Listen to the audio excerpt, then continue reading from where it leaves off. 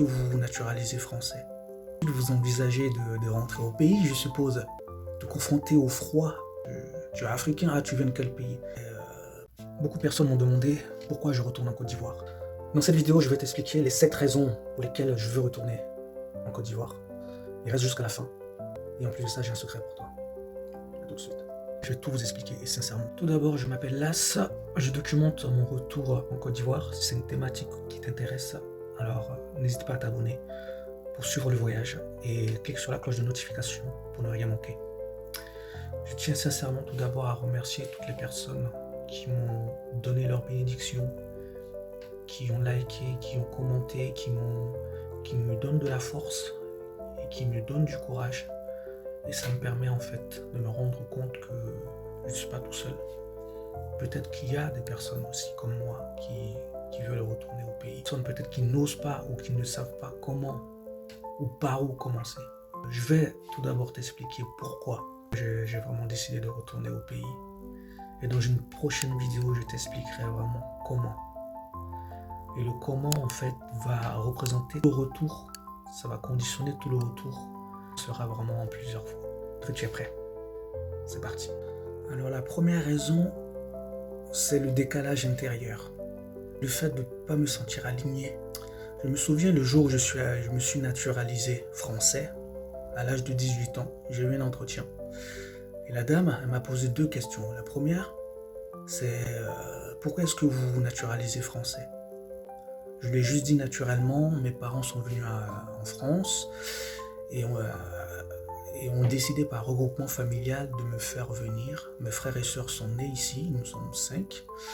Et il y a juste ma sœur et moi qui étions en Côte d'Ivoire qui sommes venus pour retrouver toute la famille. Donc on est venu par regroupement familial. Et la deuxième question de la dame c'est ah d'accord, donc vous allez vous naturaliser. Ok, très bien, vous allez devenir français. Mais ensuite vous envisagez de rentrer au pays, je suppose. Donc tu imagines bien cette question. Ça veut juste dire que malgré que tu te naturalises français, pour elle en fait tu n'es pas français. Parce que tu te naturalises, ok, peut-être par nécessité ou autre, mais à la fin de la journée, un jour tu rentreras chez toi. Donc quand elle m'a posé cette question, j'ai pas été vraiment choqué au départ, mais c'est après que je me suis reposé la question dans le métro quand je rentrais. Je me suis juste dit ok, d'accord, bon. J'ai répondu naturellement, j'ai dit oui, bien sûr, mais oui, bien sûr. Mais en temps normal, enfin, si tu viens demander des papiers, autant demander une carte de résidence, carte de séjour. Parce que quand tu demandes carte de séjour, carte de résidence, oui, c'est un peu logique que tu veuilles retourner par la suite. Mais si tu te demandes à naturaliser français, comment est-ce qu'elle pose quand même la question? Et elle suppose en posant la question. C'était pas une question ouverte, c'était une question fermée. C'est-à-dire, ah oui, donc je pense que vous allez retourner au pays. Elle dit oui, bien sûr, bien sûr. Voilà, donc ça c'est la première chose, c'est le fait que tu n'es jamais vraiment ici. Tu viens d'ailleurs en fait. C'est-à-dire que quand dans le quotidien, hein, tu es africain, ah tu viens de quel pays?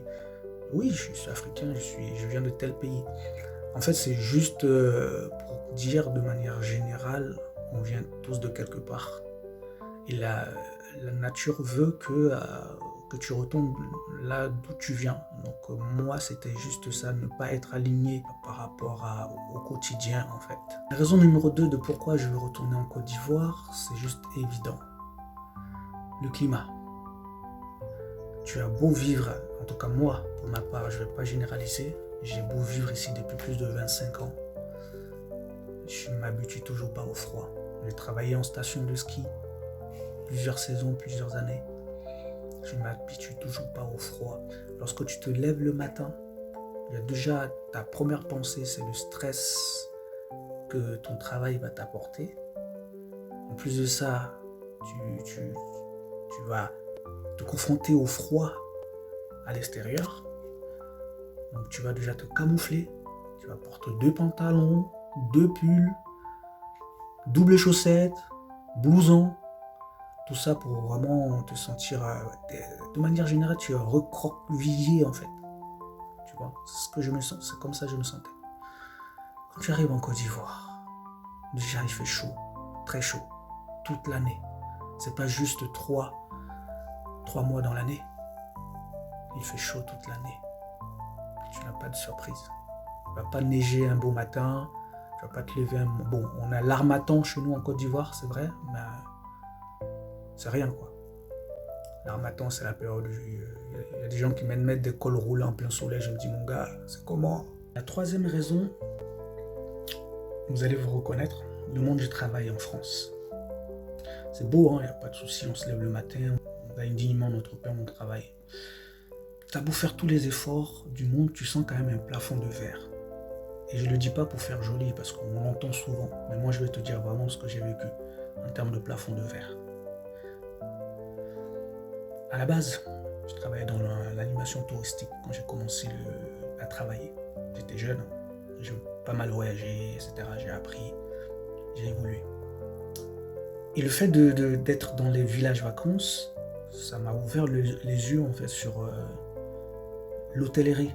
Je me suis dit, mais attends, mais j'aimerais quand même un jour devenir directeur d'un hôtel. Donc naturellement, je me suis formé à l'université de Perpignan, j'ai eu le diplôme. Je me suis dit, tiens, pour devenir bon directeur, c'est nécessaire de connaître tous les postes liés à l'hôtellerie. Parce que comme ça, tu seras un bon directeur. Moi, c'est comme ça que je vois les choses. Donc naturellement, j'ai d'abord été commis de cuisine. Ensuite, j'ai été gouvernant. J'ai travaillé tellement dur que je suis passé directeur adjoint dans un hôtel 4 étoiles. À Deauville, pour être plus précis. D'accord? Deauville-Trouville. Le directeur adjoint, j'ai travaillé tellement dur. Quand je dis tellement dur, là, même mon corps, mes os le sentaient. J'étais le premier à être là, le dernier à partir, tous les jours. J'ai pas lâché. Le directeur m'a fait confiance. Et il pouvait même prendre ses week-ends, ses Noëls, ses anniversaires avec les enfants, parce que c'est quelqu'un qui est très famille. Il pouvait partir sereinement. Je gérais la boîte. Il s'est jamais inquiété. Jamais. Il a testé une fois, il a vu que, ah ouais, là, ça il gère. Il n'a jamais eu à s'inquiéter. Ensuite, à son départ, tout naturellement, je suis passé directeur. Directeur d'un hôtel 4 étoiles. Je vous rappelle qu'au départ, je suis rentré en tant que commis de cuisine, puis gouvernant, puis directeur adjoint, puis directeur. J'ai vraiment travaillé très très dur pour cela. D'accord. Arrivé à ce poste-là, comme par hasard, un nouveau directeur régional arrive. Et lui, il avait un plan totalement différent. De recruter une autre personne qui était dans le groupe, parce que c'est un groupe hôtelier en fait, d'environ 30 hôtels. Et bien, je vois en fait tous mes projets en fait tomber à l'eau. Du jour au lendemain, l'autre a débarqué. Une réunion, salle de réunion. Et on me fait comprendre que oui, celui-là, restructuration, c'est celui-ci qui va prendre ta place, etc. Donc tu vois un peu comment les choses se sont passées. Et pendant que j'étais en poste, tout ce que je demandais, je ne pouvais pas l'avoir. J'avais totalement le retour des clients sur des choses qui étaient à faire, mais le budget ne suivait pas. Ah, c'est pas le moment, ah, on est en difficulté en ce moment.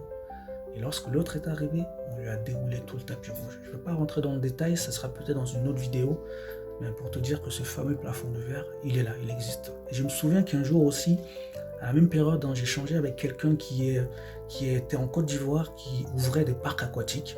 Vous allez peut-être savoir qui c'est. Il m'a dit, tu sais mon ami, tu connais combien de directeurs noirs en France? C'est vrai que c'est cette question qui m'a... Je me suis dit, ah oui, effectivement, c'est une question qui vaut le mérite d'être posée en fait. Il m'a dit, tu connais combien de directeurs noirs en France? J'avoue, c'est vrai que dans la structure où j'étais le seul. Il m'a dit, ouais, voilà. Et lui-même avait été directeur de Franprix, vous savez, les supermarchés. Et après, il a décidé de rentrer au pays et ouvrir sa structure d'aquapark pour les enfants. Pour faire bref, tout ça pour te dire que le monde du travail, c'est réel. Je ne dis pas que c'est juste en France, c'est partout. Mais encore pire. Je ne suis pas là pour accuser qui que ce soit, j'essaie juste de transmettre ce que moi j'ai ressenti. Ça fait partie de la vie, ça fait partie de l'expérience de chacun. Peut-être que dans une autre vidéo, je rentrerai un peu plus dans le détail de ce que j'ai vraiment vécu en fait. Parce que c'était juste incroyable. Quand les gens parlent de burn-out, quand les gens parlent Limite, je vais pas dire des mots ici sur YouTube, mais ça peut se comprendre pourquoi. Et je souhaite à personne ce genre de choses.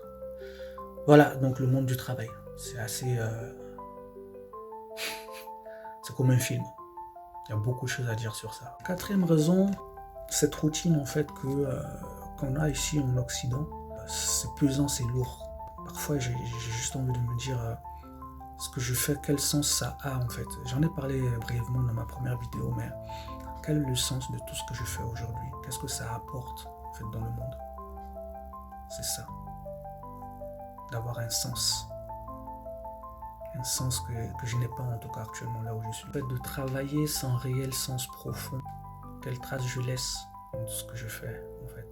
Quel est le vrai sens? À quel point je compte? Est-ce que je compte vraiment? Comme je te l'ai dit dans dans le numéro 3, la troisième raison, c'est ce plafond de verre. Tu as beau faire tous les efforts du monde, on ne reconnaît pas tes efforts, ta juste valeur. Parce que ce poste-là, il est fait pas pour les gens comme toi, il est fait pour d'autres types de personnes, si tu vois ce que je veux dire. Donc c'est vraiment le sens, le vrai sens des choses, la raison pour laquelle je fais les choses. Forcément, ce qui crée cette envie de créer quelque chose, de travailler pour une cause qui me donne envie de me lever le matin, une cause qui me motive, une cause qui me fait rêver, une cause qui me donne des frissons rien que j'y pense. Donc naturellement, à un moment, je me suis assis et je me suis demandé, tout ça pourquoi? Quel est le vrai but derrière tout ça?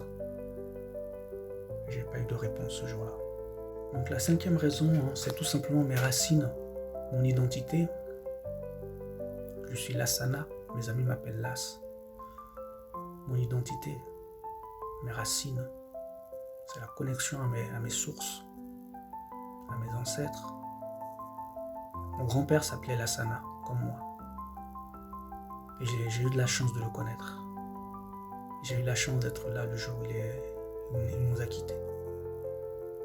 Je devais avoir 5 ans, 5-6 ans, par là. Et je me souviens comme si c'était hier.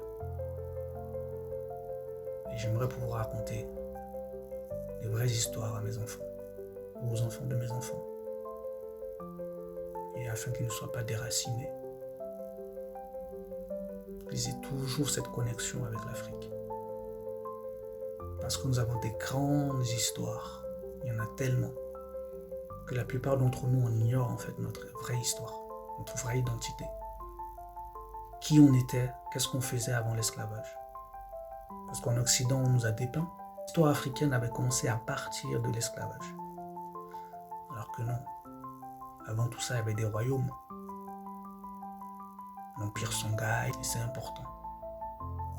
C'est important de se reconnecter à notre nature, à notre culture, à notre histoire, à nos ancêtres. On ne peut jamais oublier ses racines. Il ne faut surtout pas. Parce qu'ailleurs, on nous fait comprendre qu'on ne vient pas d'ici.